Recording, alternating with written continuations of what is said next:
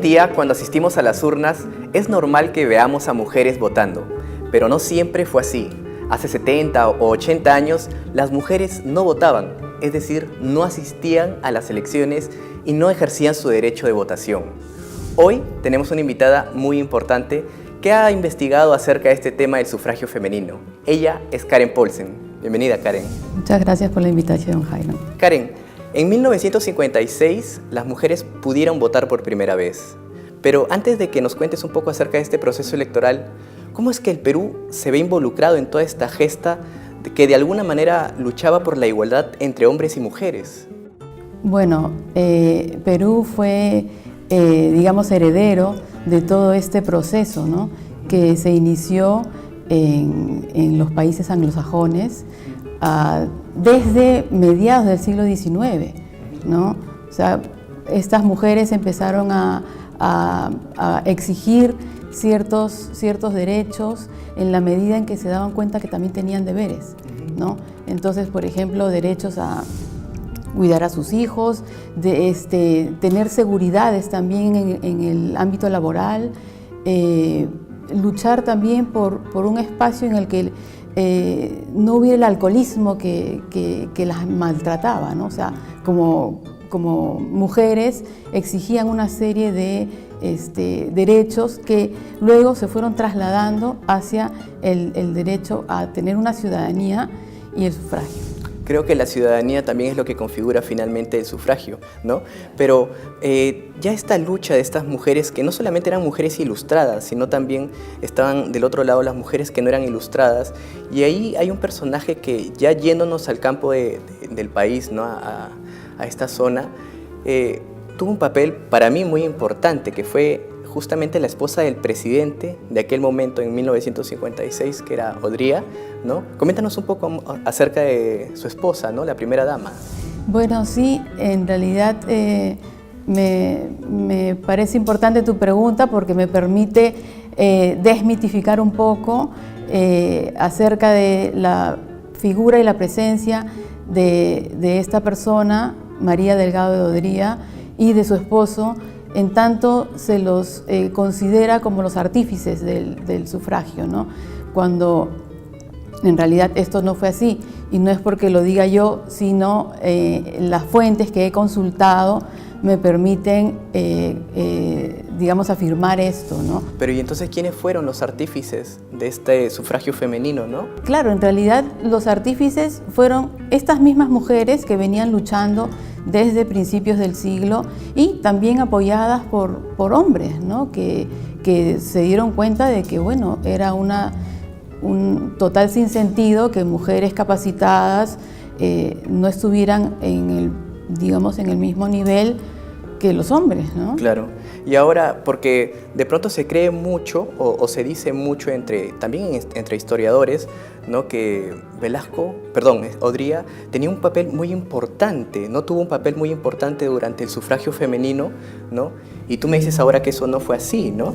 No, en realidad Odría no dio ninguna ley, ningún decreto. Odría no se preocupó por las mujeres, ¿no? En realidad esto, como lo presento en el libro, fue una serie de sucesos que en realidad lo pusieron en la disyuntiva, ¿no? O yo otorgo el sufragio en este momento o mi sucesor se va a llevar los lauros, ¿no? Claro, porque se comentaba eso, que había una cierta conveniencia, ¿no?, por parte de Odría de darle el voto a la mujer porque él pensaba postularse nuevamente, pero la Constitución no se lo permitía, me parece. Claro, la Constitución no se lo permitía, hubiera tenido que modificar la Constitución y para eso se necesitaba un plazo, ¿no?, del cual 1 año y medio, me parece. Él no tenía ese tiempo, ¿no? Además, en este caso, su bastión, digamos, eran las mujeres, pero de los sectores marginales, ¿no? O sea, no eran alfabetas. No eran mujeres que pudieran votar, porque en ese entonces solamente alfabetizadas podían votar, ¿no? Claro, porque creo que hay que entender también de que, si bien es cierto, se permite que la mujer acceda al voto, pero no todas las mujeres podían votar. Claro, las mujeres que supieran leer y escribir, ¿no? Claro. Y digamos que estas mujeres no eran las que apoyaban a Odría, ¿no? Entonces, en todo caso, por ese lado el cálculo tampoco salía, ¿no? Claro, o sea, en realidad le jugaba en contra, creo, porque tenía un sector que no iba a votar, pero que sí era el que lo apoyaba, ¿no? Claro. Ahora, respecto a las mujeres ilustradas, ¿qué mujeres importantes participaron en esta gesta del sufragio femenino? Bueno, en realidad siempre se las menciona, ¿no? Soy la Aurora Cáceres, ¿no? A María Jesús Alvarado, primero María Jesús Alvarado y después Soy la Aurora Cáceres, ¿no?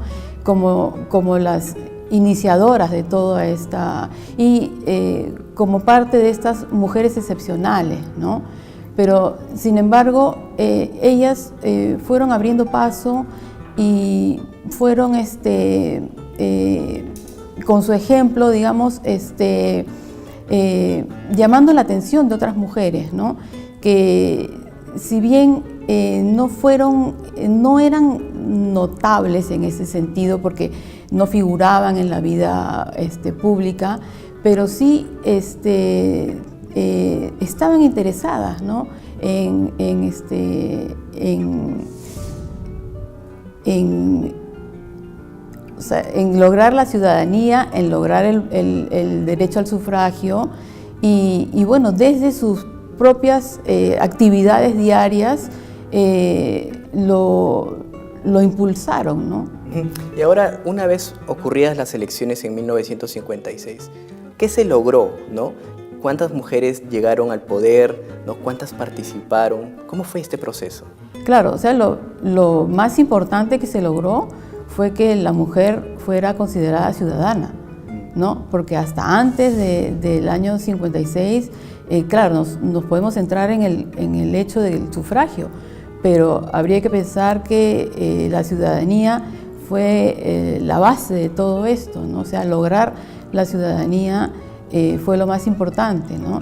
Y bueno, y con esto ya el sufragio y el derecho a tener una representación en la vida pública, ¿no?